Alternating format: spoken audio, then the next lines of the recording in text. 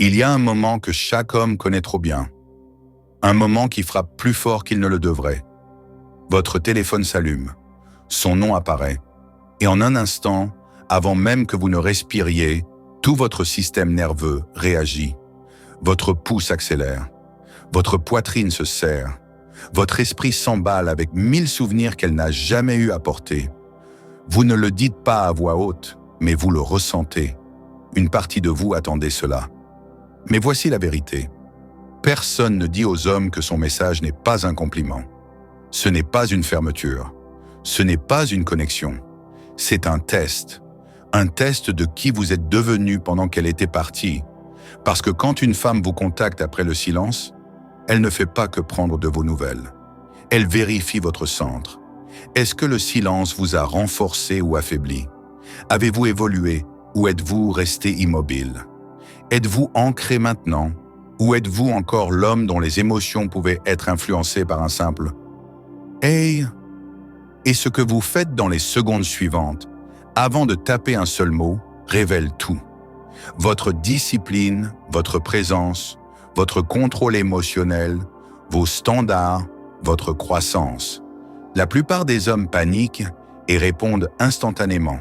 Et dans cette réponse précipitée, ils lui racontent toute l'histoire.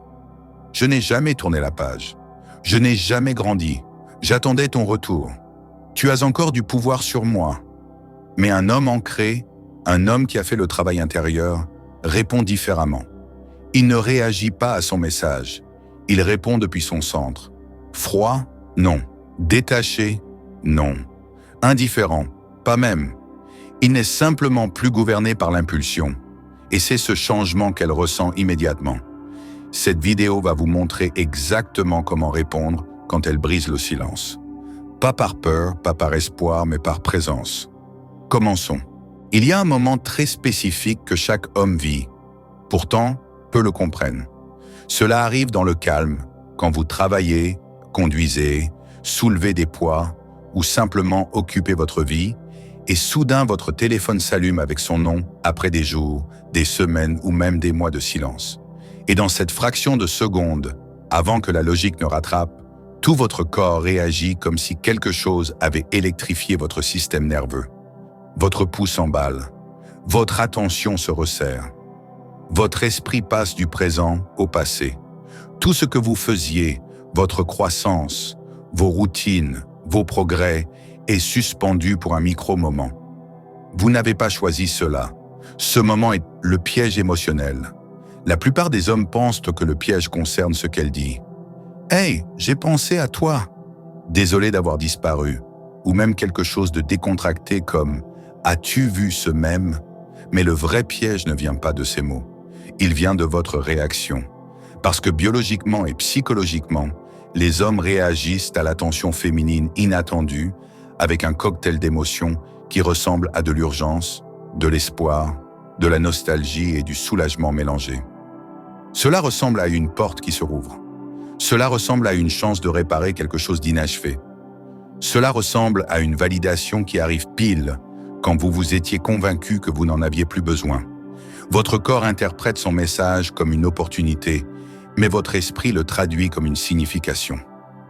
Vous commencez à penser « Elle m'a contacté. Peut-être qu'elle me manque. Peut-être qu'elle a réalisé quelque chose.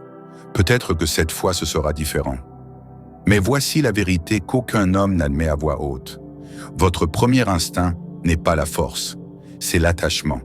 C'est le reste d'un lien émotionnel qui n'a jamais été complètement rompu. Et c'est exactement pourquoi votre réaction devient si dangereuse. Parce que le moment où vous répondez par instinct, rapidement, excité, soulagé, vous marchez involontairement droit dans la même dynamique qu'elle a laissée derrière elle. Cela arrive en quelques secondes.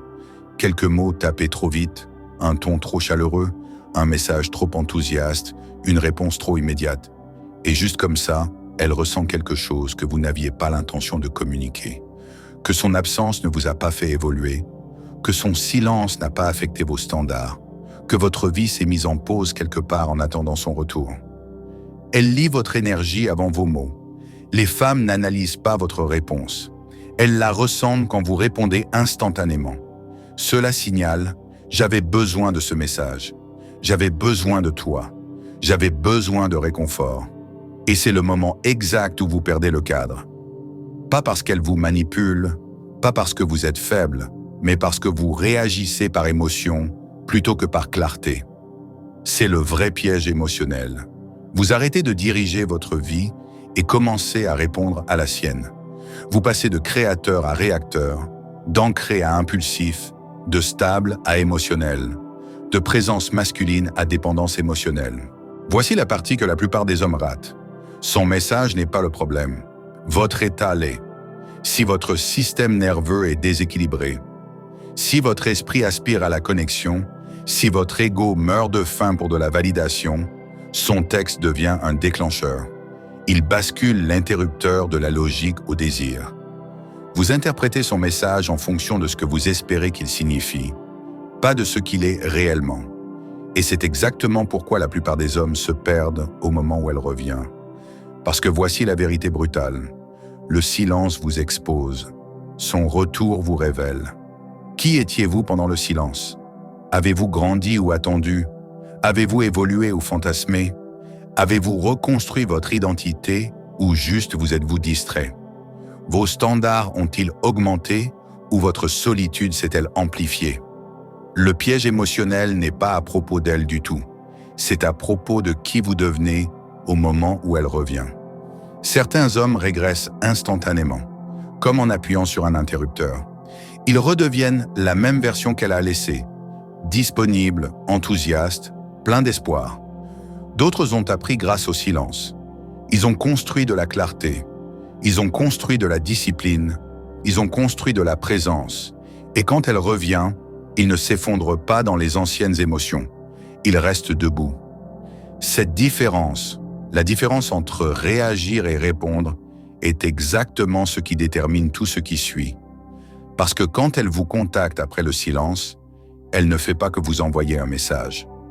Elle mesure votre évolution émotionnelle, mesure votre stabilité, mesure si vous avez passé de la psychologie de garçon à la présence masculine. Les femmes ressentent le changement avant de le voir. Elles sentent si vous êtes ancré ou réactif, si vous êtes ancré ou plein d'espoir, si vous évaluez ou poursuivez. Et voici la vérité la plus empowering de toutes. Le moment où elle vous contacte n'est pas un piège si vous savez rester immobile. Pas physiquement, émotionnellement.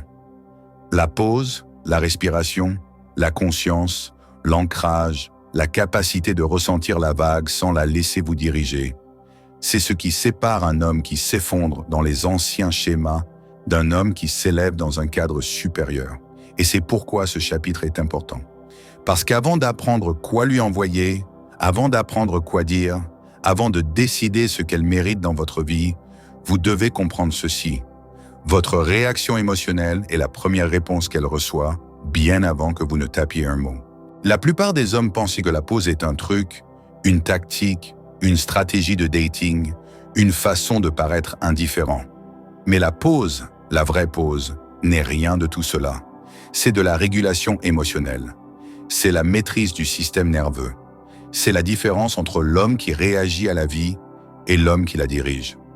Parce que quand elle vous contacte après le silence, votre esprit ne répond pas en premier. Votre corps le fait. Avant qu'une seule pensée ne se forme, votre physiologie est déjà détournée.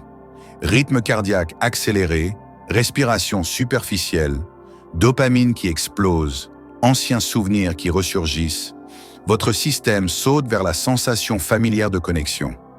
Même si cette connexion a autrefois causé de la confusion, de la distance ou de la douleur, votre instinct veut un soulagement immédiat, une certitude immédiate, une proximité immédiate. Mais cet instinct est la chose même qui détruit votre cadre. Et c'est pourquoi la pause est si puissante. Elle interrompt le pilote automatique. Elle interrompt la vague émotionnelle. Elle interrompt l'ancienne version de vous qui répondait par désir plutôt que par clarté. Elle vous rend quelque chose d'inestimable. Votre centre. Rendons cela concret. Imaginez que vous êtes en pleine séance d'entraînement. La sueur coule, les écouteurs aux oreilles, concentrés. Soudain, vous voyez son nom clignoter sur votre écran. Votre estomac se noue, votre cœur saute, votre esprit murmure « c'est ça ». Et sans réfléchir, votre main se dirige vers le téléphone, mais l'homme ancré s'arrête. Il inspire, expire et retourne au rêve qu'il faisait, à la tâche qu'il accomplissait, à la vie qu'il menait. Il ne l'ignore pas, il ne la punit pas, il ne joue pas à un jeu, il refuse simplement de laisser une notification dicter le rythme de sa réalité. C'est la force émotionnelle, c'est la stabilité masculine, c'est la pause. Parce que quand vous posez, vous envoyez un message silencieux, non pas à elle, mais à vous-même. Je choisis ma réponse. Mes émotions ne la choisissent pas pour moi. Et les femmes ressentent cette différence instantanément. Un homme qui attend parce qu'il essaie d'être mystérieux semble manipulateur, creux, insécure. Un homme qui attend parce qu'il est ancré semble puissant sans effort. Pas de tension, pas de panique, pas d'urgence, juste de la présence. Voici la vérité que la plupart des hommes ne comprennent jamais. Vous ne pouvez pas maintenir le cadre si vous ne pouvez pas vous maintenir vous-même. Si un pic de dopamine de 3 secondes peut vous sortir de votre centre, elle le sait. Si un simple « hey » peut briser votre concentration en deux, elle le ressent. Si son retour peut outrepasser l'élan de votre vie, elle le sent avant que vous ne tapiez un mot. C'est pourquoi la pause compte tant. Elle prouve à vous deux que vous n'avez pas gelé pendant son absence. Vous avez grandi, vous avez grandi, vous avez construit une vie qu'elle doit intégrer. Pas une qui s'est arrêtée quand elle est partie. La pause donne aussi à votre esprit l'espace pour passer du désir émotionnel à la conscience objective.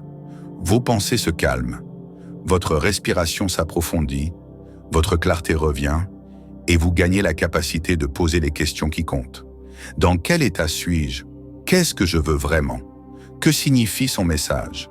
Si quelque chose, est-ce que je la choisis? Ou est-ce que je choisis le confort familier sans la pause? Ces questions ne surgissent jamais. Vous passez directement en mode réaction. Les mêmes anciens schémas, les mêmes anciennes dynamiques. Mais avec la pause, quelque chose d'extraordinaire se produit. Vous créez de la distance non pas d'elle, mais de l'ancienne version de vous-même. La version qui se précipitait, la version qui poursuivait, la version qui espérait, la version qui surrépondait, la version qui traitait son message comme de l'oxygène. La pause est l'endroit où la transformation commence. Et la vérité est simple. Un homme qui ne peut pas ralentir ne peut pas diriger. Un homme qui ne peut pas tolérer l'inconfort ne peut pas maintenir un cadre. Un homme qui réagit instantanément ne peut pas commander le respect. Quand vous posez, vous récupérez tout cela. Votre pouvoir, votre clarté, vos standards, votre présence. Et cette présence devient la fondation de tout ce que vous faites ensuite. Avant même de penser à quoi répondre, avant d'analyser ces mots, avant de commencer à imaginer ce que ce message pourrait signifier, il y a un endroit où chaque homme fort doit regarder en premier.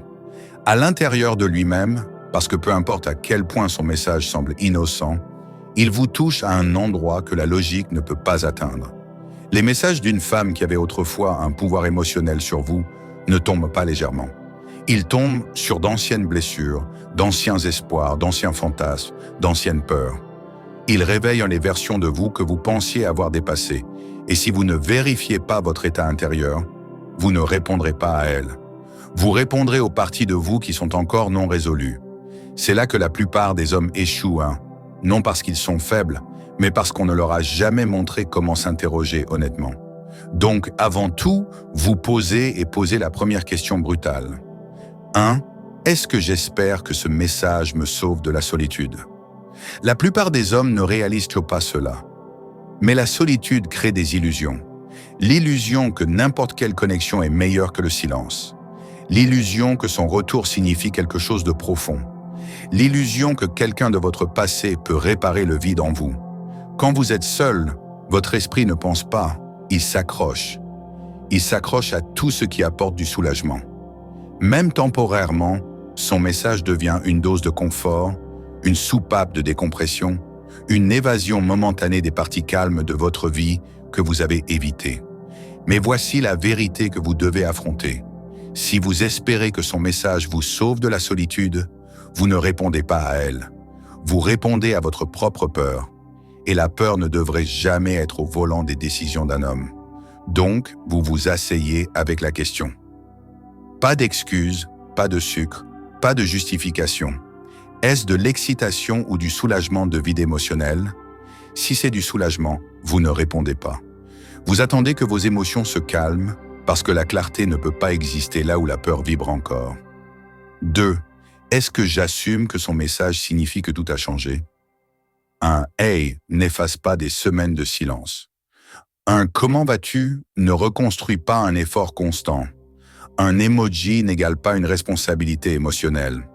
Mais votre esprit essaiera de remplir les blancs avec du fantasme parce que vous voulez que cela signifie quelque chose. Vous voulez que ce soit le tournant. Vous voulez que son retour valide l'histoire que vous vous racontiez. C'est de la projection, un piège mental dangereux où vous répondez à votre imagination au lieu de la réalité. Donc, vous devez vous vérifier. Est-ce que je parle à la femme devant moi ou à la version d'elle que je souhaite qu'elle soit? Si vous parlez à un fantasme, vous n'êtes pas ancré. Vous négociez avec l'espoir, pas avec la vérité. Et l'espoir sans preuve est le chemin le plus rapide vers l'ancienne dynamique qui vous a brisé la première fois. 3.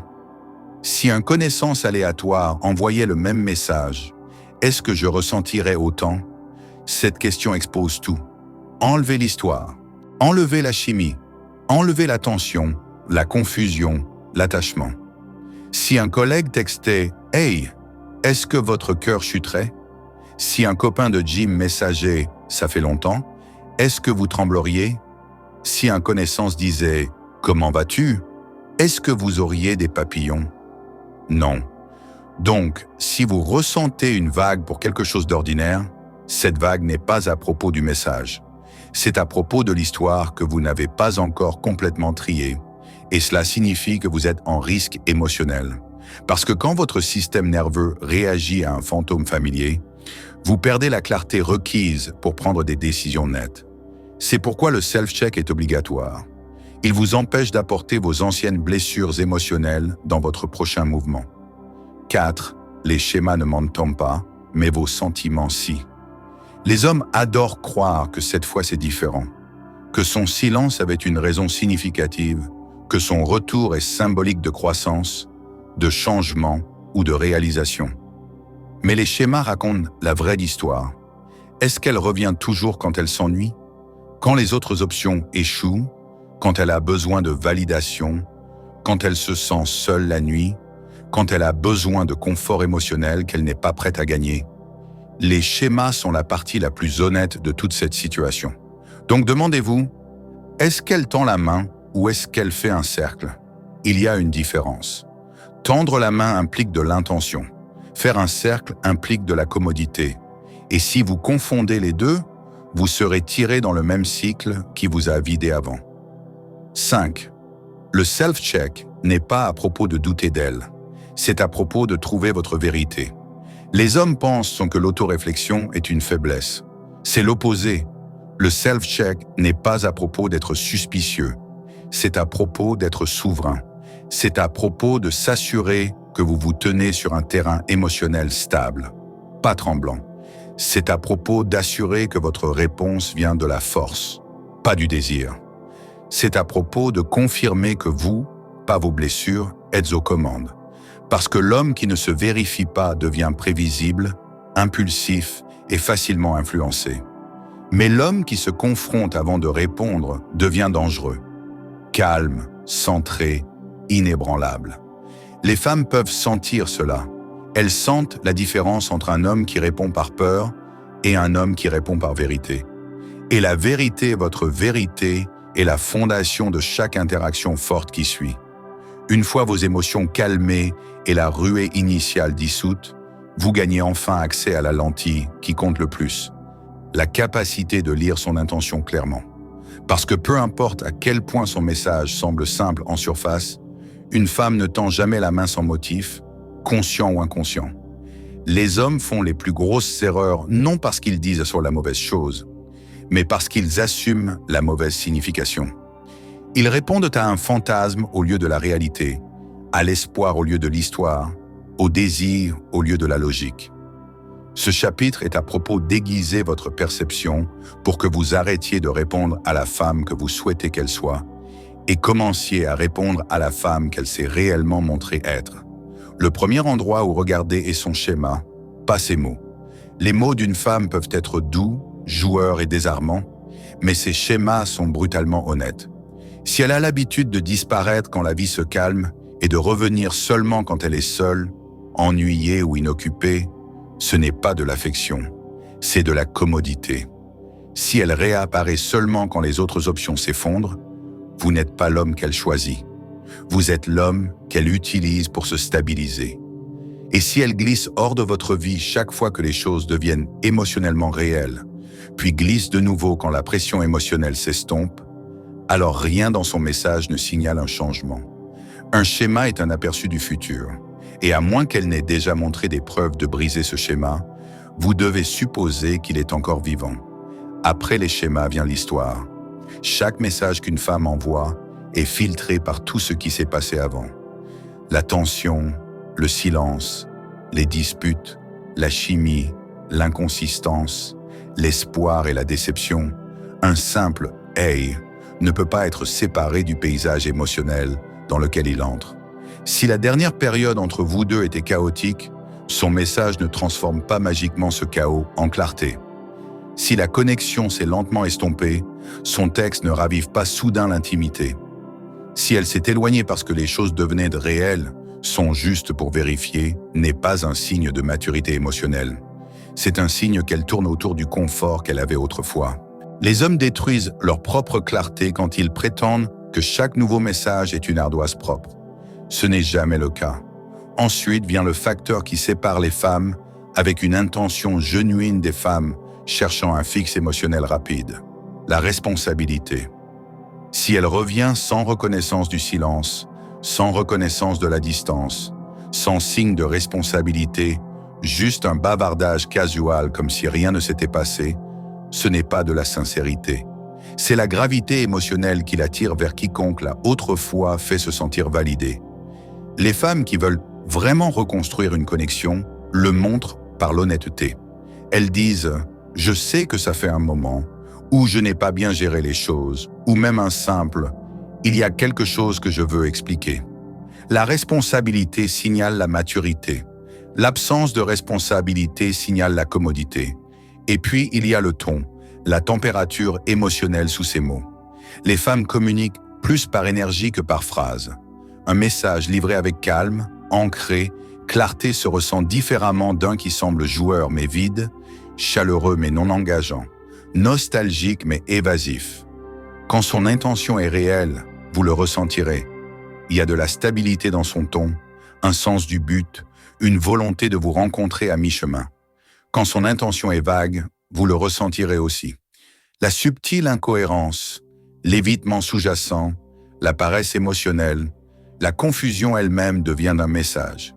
Si vous devez deviner, décoder ou suranalyser, c'est parce qu'elle ne vous donne pas assez pour travailler. L'un des plus gros drapeaux rouges est quand elle ne tend la main que pendant les temps morts émotionnels, tard le soir, les week-ends, après de mauvaises journées, ou quand d'autres hommes l'ont déçue. Ce n'est pas une connexion, c'est une rotation. Et à moins que vous ne voyiez cela clairement, vous devenez partie d'un cycle qu'elle n'a jamais l'intention de briser. Mais si vous le lisez avec honnêteté, vous regagnez immédiatement la capacité de choisir plutôt que de poursuivre. Quand un homme lit l'intention correctement, il reprend le pouvoir. Il arrête d'interpréter son message comme un signe de revival romantique et commence à le voir comme de l'information.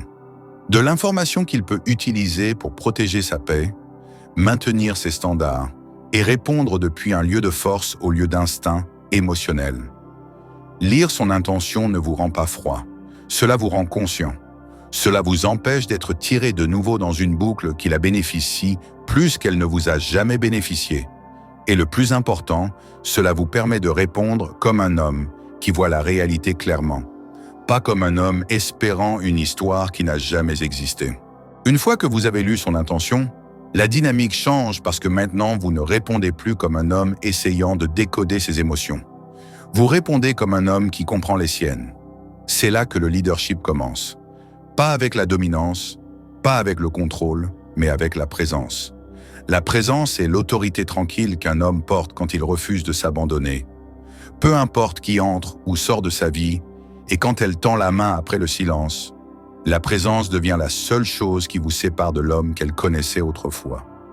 La plupart des hommes, au moment où elle réapparaît, essaient de recréer la chaleur. Ils se précipitent pour remplir l'espace que le silence a créé. Ils envoient de longues réponses enthousiastes, utilisent des emojis pour adoucir la tension, ressuscitent d'anciennes blagues ou tentent de reconstruire l'intimité en minutes. Mais cette chaleur frénétique n'est pas du leadership. C'est de la peur déguisée en effort. Peur de la perdre à nouveau. Peur que le silence revienne. Peur que tout retard d'affection la pousse loin. Et la peur, c'est le moyen le plus rapide de rouvrir la dynamique qui vous a brisé la première fois. Diriger le cadre signifie quelque chose de totalement différent. Cela signifie reconnaître que le paysage émotionnel entre vous deux n'est pas le même qu'avant. Quelque chose s'est fissuré pendant le silence. Quelque chose s'est réinitialisé. Quelque chose a changé. Et prétendre que l'ancien rythme existe encore est le moyen le plus rapide de vous perdre à nouveau. Donc, au lieu de vous précipiter pour restaurer la familiarité, vous créez un nouveau ton, plus calme, plus lent, plus intentionnel. Un homme ancré ne correspond pas à son énergie. Il définit l'énergie non par force, mais par stabilité. Il n'essaie pas de compenser le silence. Il l'admet indirectement par la façon dont il se comporte. Si elle envoie un message léger et casual comme si rien ne s'était passé, il ne répond pas avec le même évitement. Il répond avec présence. Pas froid, pas chaleureux, juste centré. Ses mots ne poursuivent pas la validation et il ne supplie pas pour du réconfort. Il communique d'une chose subtilement mais puissamment. Je ne suis pas le même homme que Dieu a mis en pause. Et le moyen le plus efficace de diriger le cadre est avec une curiosité calme. Pas une interrogation, pas une confrontation émotionnelle. Curiosité, une question simple et stable comme « Qu'est-ce qui t'a fait vouloir me contacter ?»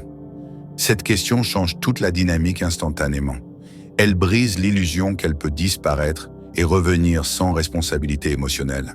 Elle tire le silence dans la pièce sans drame et force à révéler la posture émotionnelle derrière son message. Si elle évite la question, danse autour ou offre des réponses vagues, vous comprenez immédiatement que ses intentions sont superficielles. Si elle devient honnête, sincère ou vulnérable, vous comprenez qu'elle s'engage d'un endroit plus profond. Dans les deux cas, la vérité émerge. La curiosité est du leadership parce qu'elle guide la direction émotionnelle sans pression. Elle signale que vous n'êtes pas là pour poursuivre la clarté. Vous êtes la clarté. Vous ne saisissez pas le contrôle. Vous tenez simplement votre centre. Quand vous définissez un ton ancré, une femme le ressent immédiatement. Son système nerveux répond. Elle ralentit. Elle devient plus intentionnelle. Elle reconnaît qu'elle ne parle plus à l'ancienne version de vous. Diriger le cadre signifie aussi résister à la tentation de recréer l'intensité. Quand une femme revient, l'ancienne chimie peut sembler magnétique. Vous pourriez ressentir l'envie d'approfondir la conversation rapidement, de remplir l'espace, de rétablir la proximité. Mais le vrai leadership réside dans le pacing émotionnel. Vous ne donnez pas l'intimité. Vous ne vous précipitez pas dans la vulnérabilité. Vous laissez la connexion se dérouler naturellement. Vous laissez ses actions parler plus fort que ses mots, en observant la constance au lieu de la chimie, en laissant la connexion se reconstruire naturellement. Pas de force. Un homme qui dirige le cadre tient aussi des limites sans hostilité. Il n'accepte pas des miettes d'attention. Il n'autorise pas des intentions floues. Il ne récompense pas l'inconsistance avec un accès immédiat. Ces limites ne sont pas des murs rigides. Elles sont des signaux silencieux de respect de soi. Il sait que le leadership n'est pas à propos de diriger son comportement. C'est à propos de diriger le sien. Et quand il fait cela, la dynamique se réorganise d'elle-même sans force. Une femme ne peut pas diriger émotionnellement si un homme refuse de s'abandonner. Elle ne peut pas dicter le rythme quand il est stable dans le sien. Elle ne peut pas contrôler l'énergie quand il est stable dans sa présence. Cette stabilité est ce qui vous rend inoubliable. Pas le message que vous envoyez, pas la ligne intelligente, pas le timing, votre présence, votre clarté, votre refus de retourner dans un schéma qui vous a dilué autrefois. Diriger le cadre n'est pas à propos de la tirer plus près, c'est à propos de vous tenir fermement assez pour qu'elle ressente la différence. Et quand une femme sent que vous avez changé la gravité émotionnelle, elle répond différemment. Elle se montre avec plus de sincérité ou elle s'estompe. Dans les deux cas, vous gagnez parce que vous ne laissez plus l'inconsistance de quelqu'un d'autre façonner votre identité. C'est du leadership, c'est de la présence masculine. Et c'est comment vous réinitialisez la dynamique sans une once de manipulation, juste en vous choisissant en premier. S'il y a une compétence qui sépare l'homme qu'elle a laissé de l'homme qu'elle peut respecter, c'est la contenance émotionnelle. Pas la suppression, pas la feinte, pas l'indifférence feinte. La contenance, la capacité de tout ressentir sans rien laisser fuir. Et quand elle tend la main après le silence, cela devient le moment le plus décisif de tous. Pas à cause de ce qu'elle a dit, mais à cause de ce que vous êtes tenté de décharger. Le silence crée de la pression. Il stocke des questions sans réponse, des émotions non traitées, de la tension non résolue, et quand elle réapparaît enfin, la porte pour libérer tout cela s'ouvre grande. La plupart des hommes marchent droit dedans. Ils déversent de longs paragraphes expliquant à quel point le silence a fait mal, à quel point ils étaient confus, à quel point elle leur a manqué, à quel point c'était dur de ne pas avoir de nouvelles. Ils envoient des textes en rafale essayant de résoudre des mois d'accumulation émotionnelle en minutes. Ils confessent tout ce qu'ils ont retenu, espérant que l'honnêteté réparera ce que la distance a créé. Mais le déversement émotionnel n'est pas de l'honnêteté. Ce n'est pas de la vulnérabilité. Ce n'est pas de la force. Le déversement émotionnel est une perte de contenance.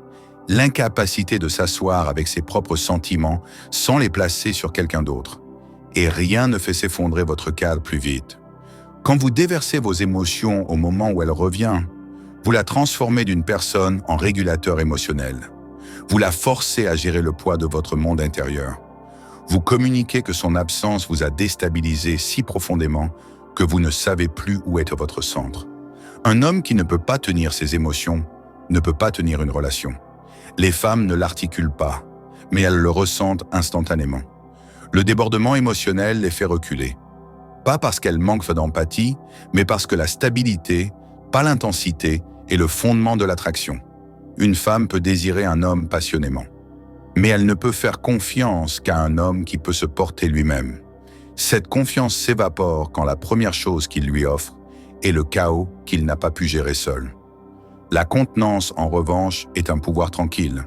Cela signifie que vous ressentez tout, le désir, la confusion, la déception, même l'espoir, mais vous laissez ces émotions passer à travers vous sans contrôler votre comportement. Vous respirez à travers elles au lieu de les diffuser. Vous les traitez par réflexion au lieu d'explications rapides. Vous prenez la responsabilité de vos propres réalités émotionnelles au lieu de les transformer en son fardeau. La contenance ne vous rend pas froid. Elle vous rend conscient. Vous ne supprimez pas vos émotions. Vous les gérez.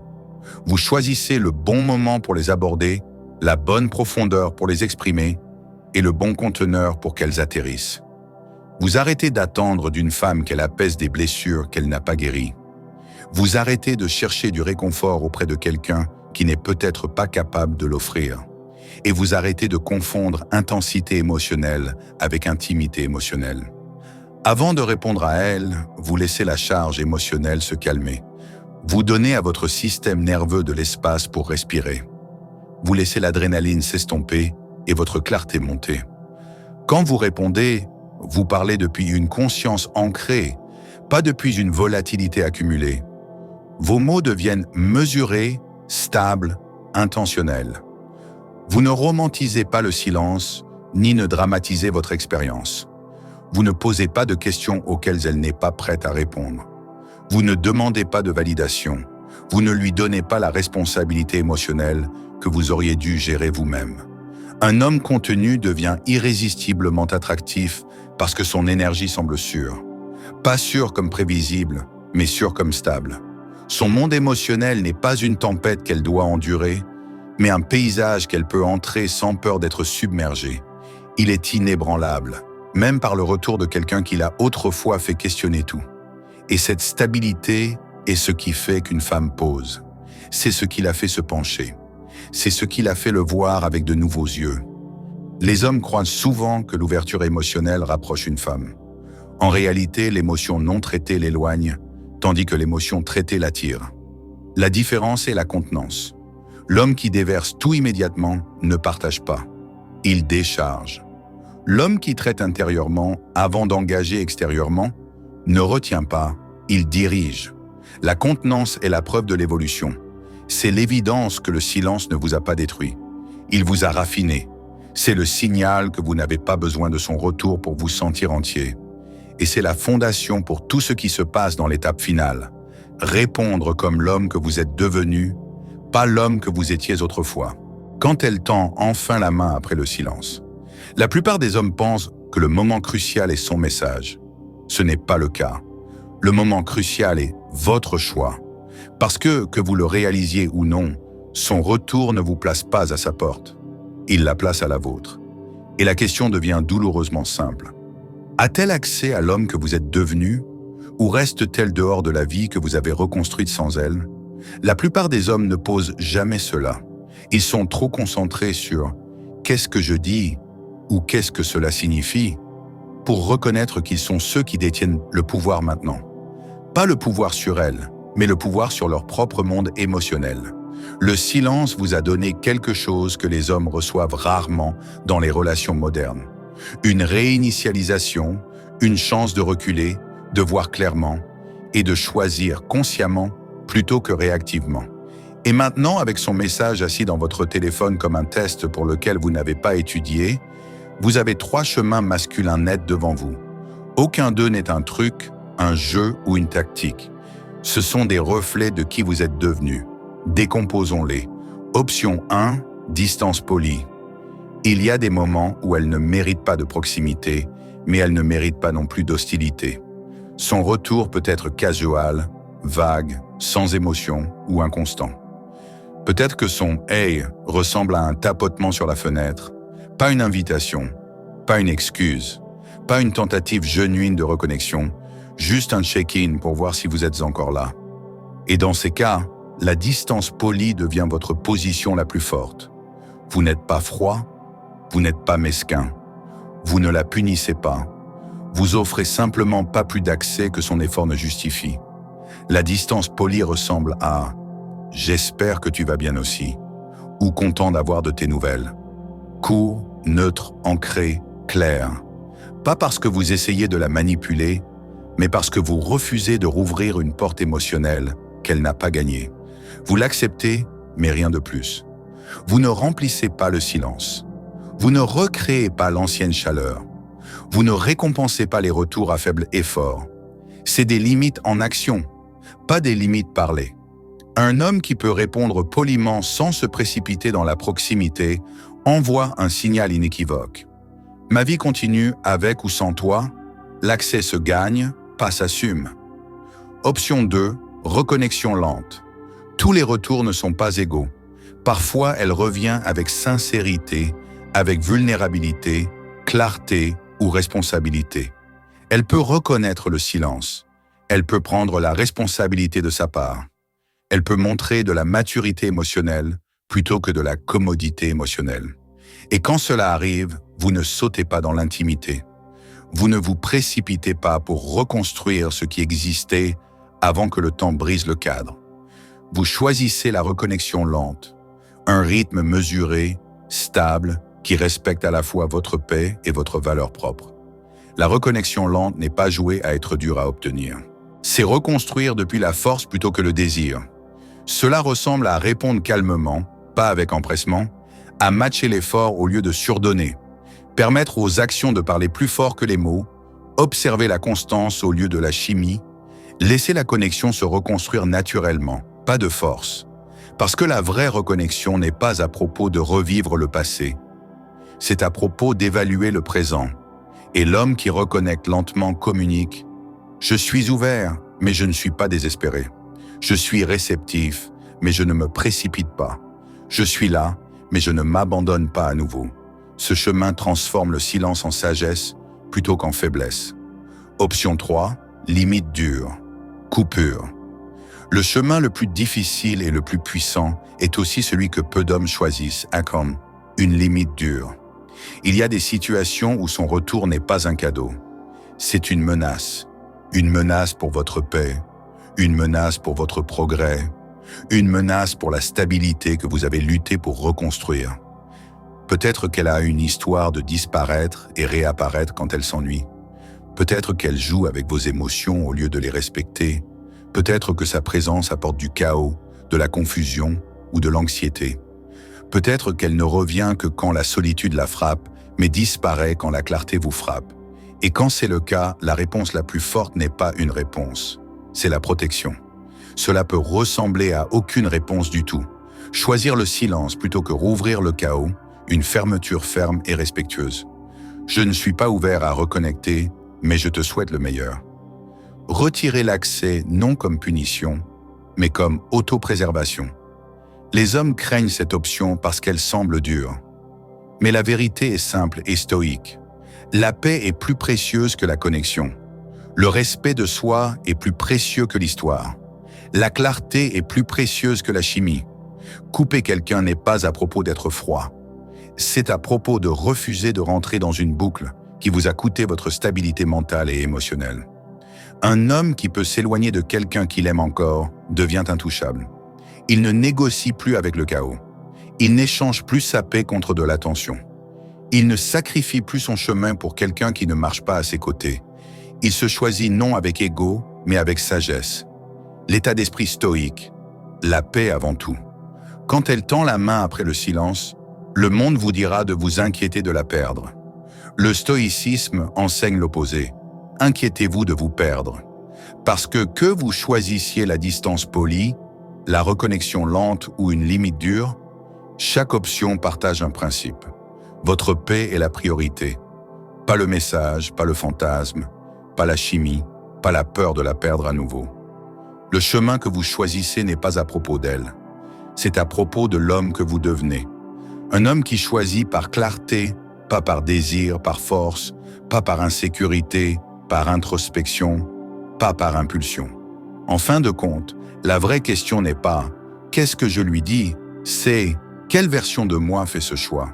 Et quand cette réponse est ancrée, disciplinée et alignée avec vos plus hauts standards, le chemin que vous choisissez sera toujours le bon. Si vous avez regardé attentivement, vous savez déjà que cette vidéo n'était jamais vraiment à propos de son message. C'était à propos de vous, à propos de l'homme que vous êtes devenu pendant le silence et de l'homme que vous choisissez d'être quand elle revient. Parce que qu'elle revienne avec clarté ou confusion, vulnérabilité ou commodité, la seule chose qui doit rester inébranlable est votre centre. La plupart des hommes s'effondrent au moment où ils obtiennent l'attention qu'ils désiraient. Ils oublient les leçons que le silence leur a enseignées. Ils abandonnent leurs standards juste pour se sentir choisis à nouveau. Mais pas vous, plus maintenant. Vous avez appris que la paix n'est pas quelque chose qu'une autre personne vous donne. C'est quelque chose que vous créez.